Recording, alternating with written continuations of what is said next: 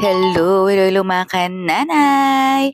And for today's video, another day, bagong araw na naman tayo. Oh, yes. Kung isa ka sa naghahanap ng mga products ni Madam Kilay na halos sold out na sa lahat ng kanyang mga dealers, tara na dito sa SMX Convention Center dito sa Maymoa. At bisitahin nyo ang booth ni Madam Kilay na syalang-syala naman talaga. At ito na nga yung last day para makapamili kayo ng mga products dito sa booth ni Madam Kilay. May chance pa kayo na makita, makausap, at makapag-banding kasama si Madam Kilay.